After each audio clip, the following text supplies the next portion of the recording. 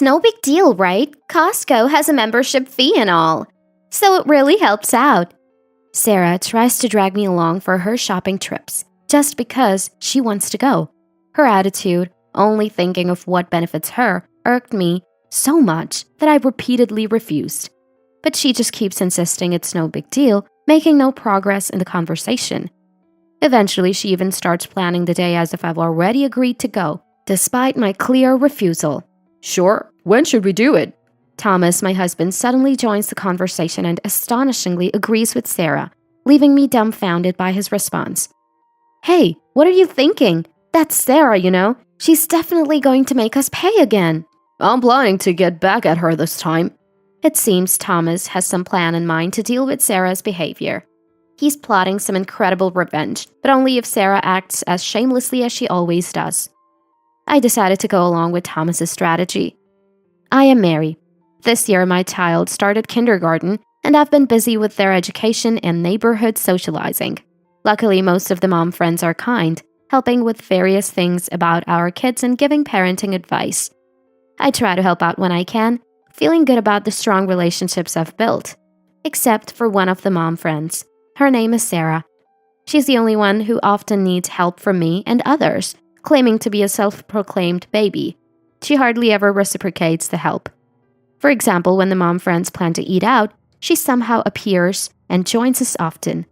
That's not a big deal, but her attitude towards other people's food is. Can I have a bite? She often asks this. I don't have much cash on me today. She hints at wanting us to treat her.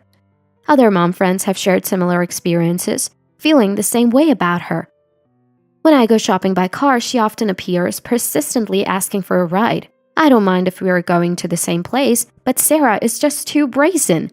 I rushed out and forgot my wallet. What will you do? Go back to get it? No, it's too embarrassing now. Can I pay you back later? When I take her shopping, it always ends up like this. She forgets her wallet, or leaves her card and makes excuses, never pulling out her wallet. She says she'll pay back later, but Sarah hardly ever does. Even when I show her the receipts and press her, she makes excuses like not having money or asking to wait until payday. You're really strict about money, Mary.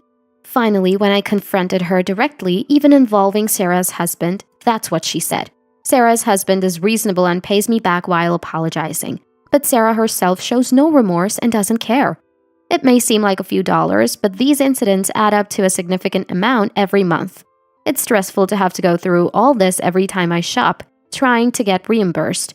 It would be best to refuse her at the outset, but Sarah uses her child to manipulate the situation. Our kids are close, and she makes plans with my child before asking my permission. It's hard to say no when she uses the children, and I can't ask my young son not to be friends with her. Other mom friends sympathize, but it seems they also prefer to keep their distance from Sarah. Hey, can you go shopping for me instead? What? Why? That mom friend I told you about is being persistent. Just tell her no clearly. I tried discussing it with Thomas, but he didn't take it seriously, not knowing Sarah's character. He said children are children, parents are parents, and even told me to be more assertive. Wondering what to do, one day Thomas came home looking extremely tired. I thought it was work-related, but it turns out Sarah had cornered him as he was going to his car. Thomas, perfect timing. Can you give me a lift on your way? While waiting at a traffic light, Sarah spotted our car and approached him. She tried to force her way into the passenger seat, not even considering Thomas might refuse. When Thomas refused, she threw a fit, screaming and calling out Thomas's name in the middle of the road, trying to call him back. It's crazy to yell like that on the street. That's what I've been telling you. Sarah is a handful. There's a limit to being a handful, right? Then she even asked for travel expenses. It turned out to be a terrible commute for Thomas, with many traffic lights, making it hard to shake her off. After dropping her off, I wondered where Sarah, without any travel money, was planning to go. Thomas, finally realizing the extent of Sarah's selfish behavior, was completely worn out. What is she really thinking? That's why I wanted you to do the shopping. Even with me, she doesn't care, huh? Thomas looked bewildered, at a loss about what to do with Sarah. I was also at my wits' end. Then one day, Sarah approached me with a suggestion. Hey Mary, I've been wanting to go to Costco. Is that so? Want to come with me? It's cheap and cost effective. Do you go there often? No, I'm not a member. Sarah's sudden proposal left me giving non-committal responses. She seemed quite knowledgeable about Costco despite not being a member. Thomas is a Costco member, and we occasionally shop in bulk, so I was aware of it. However, I had no intention of taking Sarah shopping with me. I just nodded along, thinking she was probably after my wallet. Let's go, Mary. You're a member, right? I am not a member. Oh, then Thomas? That's fine too, and I'd like a ride in your car. Why do you know about that? I got a ride from Thomas the other day. I saw Costco shopping bags in the car. Hearing this, I couldn't help but grimace and exclaimed, "Oh, wow. Non-members can't even pay at Costco, right?" So just leave the checkout to me. I'll pay you back later. You hardly ever pay back. It'll be fine this time, right? Even though I doubted her intentions, Sarah, as usual, spoke to my child. Can we go shopping together? She asked, and my son cheerfully agreed. Then, the kids can stay with my husband. We haven't agreed to go yet. Come on, it's fine, right? Costco has a membership fee, and it helps.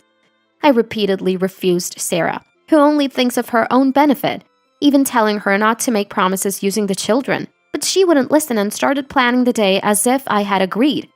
What's this about? Oh, Thomas, we were just about to make plans to go to Costco together. Sure, when should we do it? Thomas, who had come to pick me up, astonishingly agreed with Sarah, leaving me doubting my ears. Sarah happily ran to Thomas and quickly made plans to go to Costco the following weekend. After Sarah left, I nudged Thomas and couldn't help but complain. Hey, what are you thinking? That's Sarah, you know. I know, but she said she'd bring money, right? That's definitely a lie. She's going to make us pay again. I plan to get back at her this time. Thomas seemed to have something in mind to deal with Sarah's actions. Feeling anxious, I laughed when I heard this plan. He's plotting an incredible revenge, but only if Sarah acts as shamelessly as she always does. Plus, if this could make Sarah stay away from us, I found myself gratefully going along with Thomas's plan. Finally, the day to go to Costco arrived. Sarah, in a good mood from the morning, hopped into our car as if it was natural and asked me if I had forgotten anything. Did you make sure to bring your wallet? It'd be a problem if you forgot it. Aren't you the one who often forgets? Don't worry, I've got it. I was irritated by Sarah's words, but Thomas replied to her cheerfully. Normally, I would have asked her to show her wallet right there, but I held back, thinking of Thomas's plan. Sarah seemed well aware of Costco's system, knowing that only members can make payments. She probably knew that shopping there would inevitably lead to Thomas paying. This would allow her to push the payment onto us as usual. And even if she forgot her wallet later, she wouldn't have to pay. Sarah's intentions were clear, and Thomas seemed to understand them too. Sarah cheerfully headed into the store, quickly placing a basket in the cart and rushing off. Wow, what a great selection! It's hard to choose. Sarah happily stuffed items into the basket as she went along. When I suggested keeping our baskets separate to avoid confusion, she took another cart and continued adding items without hesitation. Thomas whispered to me that Sarah wasn't even looking at the prices, which made me laugh. Clearly, Sarah had no intention of paying, so we decided to go through with Thomas's plan. That was fun! Oh, Mary, is that all you're buying? Yeah, we still have stock at home and we can always come back. Really? Invite me again next time. I swallowed the words, I didn't invite you this time, and we lined up at the farthest register. As we watched the crowded registers, Thomas took out his wallet and Sarah opened her bag. I watched closely as Sarah, rummaging through her small bag, predictably exclaimed, "Oh? Oops, sorry, I think I forgot my wallet." Even though you said it was fine in the car? I'm sorry, okay? Can I pay you back later?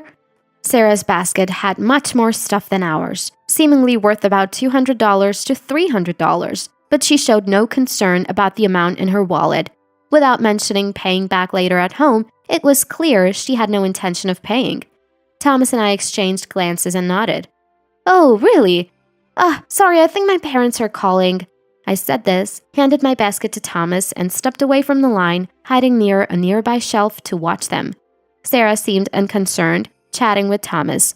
It's a shame you forgot your wallet after buying so much. Really a shame, but it's great to have a friend who'll pay for me. Oh, I forgot to buy something. Can you wait here in line for me? I guess I have to, but don't make me wait too long. Pacifying the dissatisfied Sarah, Thomas also stepped out of the line.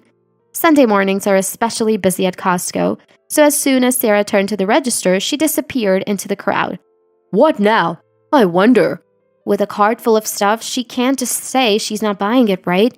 Exchanging these words and a wry smile from behind the shelves, we headed to the farthest register on the opposite side. Watching Sarah, she seemed to be slowly passing her place in line to the people behind, waiting for us. On a busy Sunday morning with many people planning to have lunch there, it was unlikely for her to spot us from afar. We paid and left the store first. Getting into the car, we waited for a bit. Just as we were about to inform her, I saw a message from Sarah on my mobile phone. Hey, still? Come on, don't make me wait too long. Can't believe she's still in line without her wallet. Maybe it's time to tell her the truth and ask her to come back to the car. Yeah. We laughed, seeing that she was still diligently waiting. I wondered what she would have done if we didn't have enough money to pay for all the stuff she bought. As expected, when we told her we were already done with checkout and back at the car, an infuriated Sarah called us. Hey, what are you thinking? I haven't finished shopping yet. If you don't have your wallet, you can't shop in the first place. Come back soon. Don't be ridiculous. Stop joking and come back to pay. We're not paying. Do you have any idea how much money you've made us spend until now? The back and forth continued for a while, with Sarah insisting I should pay since I brought her. Eventually, Thomas got fed up before I did, saying if she didn't want to go home, it couldn't be helped, and he started the car. When Sarah asked how she was supposed to get back, Thomas said she'd be just fine. Maybe she'll just force herself into someone else's car? Thomas joked, still holding a grudge for her suddenly getting into our car before. Despite my repeated warnings that we'd leave her if she didn't come back, Sarah wouldn't listen. I felt bad about leaving her, but there was nothing more I could do after being pushed to this point. She'll figure something out, I thought, and we left the store. The next day I heard Sarah somehow got back by taking multiple buses. While Thomas laughed about her actually having her wallet, an angry Sarah showed up at our house looking furious. You left me and I couldn't even shop. That's terrible. It's your fault for not bringing any money to shop in the first place. Still, who leaves someone behind? You could have just paid. And let you skip out on paying, like always? You always say that. Mary, you're really stingy about money.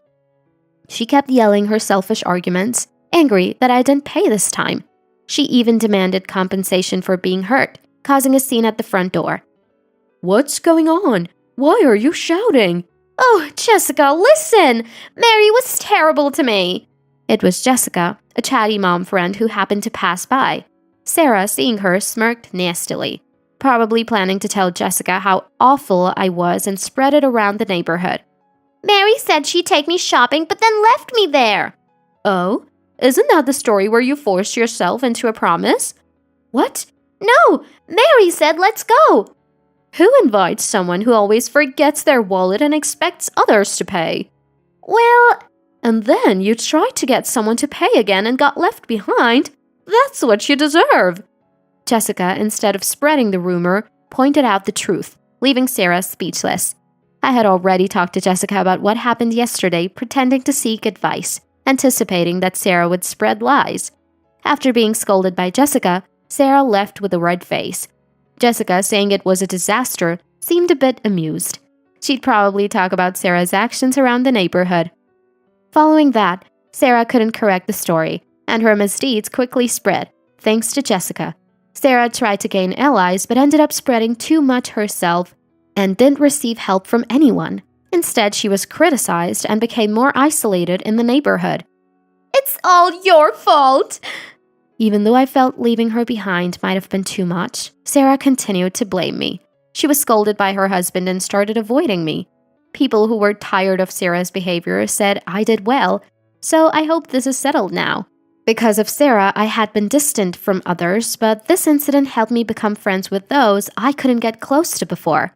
We started going shopping together, of course paying for our own items. We've built a good, reciprocal relationship.